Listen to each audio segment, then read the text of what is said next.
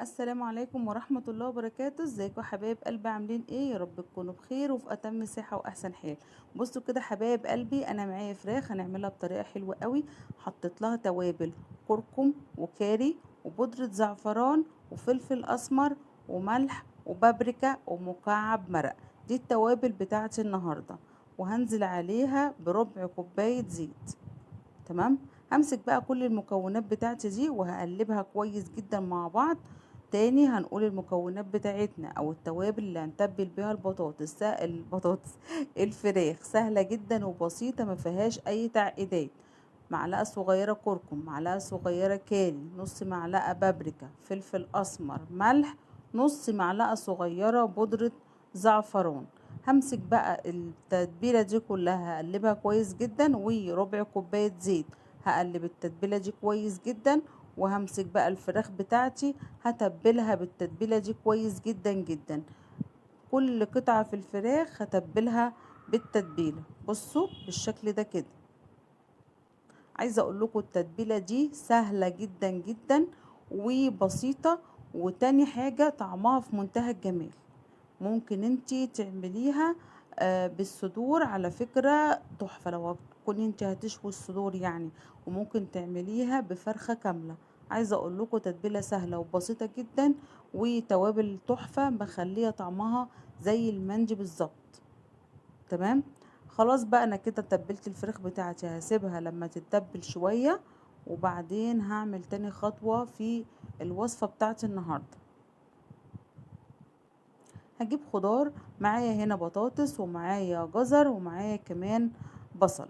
ممكن تزودي بسلة، ممكن تزودي كوسة، اللي يريحك. انا هنا استكفيت بالخضار اللي عندي، ومعايا كمان 3 طماطميات متقطعين كده مكعبات زي السلطة. معايا التوابل بتاعتي فلفل اسمر وملح وبابريكا وشوية زعتر ومكعب مرق. وكمان معايا صلصة، لان انا مش هحط عصير طماطم. هنزل بقى بكل التوابل بتاعتي على الخضار مع الطماطم، وهقلبهم كويس جدا. وهنزل عليهم بالصلصة بتاعتي. حطي الصلصة اللي هي متاحة عندك. ممكن لو عايزة تحطي عصير طماطم مفيش مشكلة، بس انا استكفيت بمعلقة صلصة كبيرة او معلقة وشوية زي ما انا ما حطيت.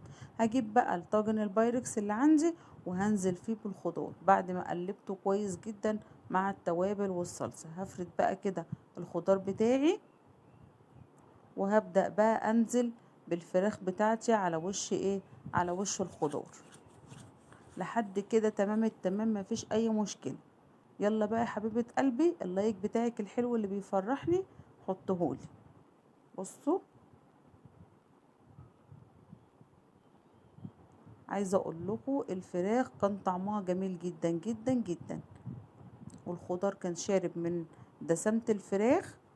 كان طعمه في منتهى الجمال. جيت بقى باخر حبة تتبيلة كده، رحت ملمعة بيهم بقى وش الفراخ كده، علشان ايه؟ هدخلها الفرن. وهنزل هنا بكوباية مية علشان خاطر الخضار بتاعي يبقى مستوي كويس جدا.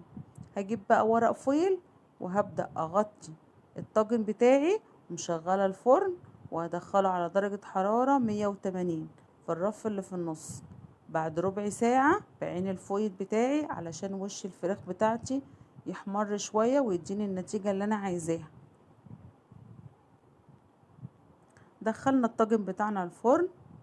بصوا الجمال، شايفين الحلاوة؟ لسه خارج من الفرن حالا. عايزة اقول لكم الفراخ كان طعمها جميل جدا، والخضار كان طعمه حلو قوي وكان شارب من دسامة الفراخ. وكمان بصوا شايفين، هنطلع كده ورك من الفراخ بتاعتنا ونشوف بقى ايه التسوية بتاعته وطعمه. بصوا سخنة جدا، مش عارفة امسكها، مش عارفة ابدأ منين، بس كانت سخنة جدا على ايدي، فغرست الشوكة جامد. كل ما اجي امسكها من ناحية ابص الاقيها. بصوا اهي، انا حاولت كده امسكها. بصوا شايفين مستوية، واللحم بتاعها بصوا جميل ازاي. عايزة اقول لكم كان طعمها حلو قوي قوي قوي. اتمنى ان انتوا تجربوها بنفس الطريقة وتقولوا لي رأيكم.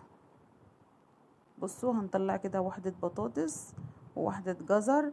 الله على الجمال، طعمها جميل جدا ومستوية في منتهى الروعة.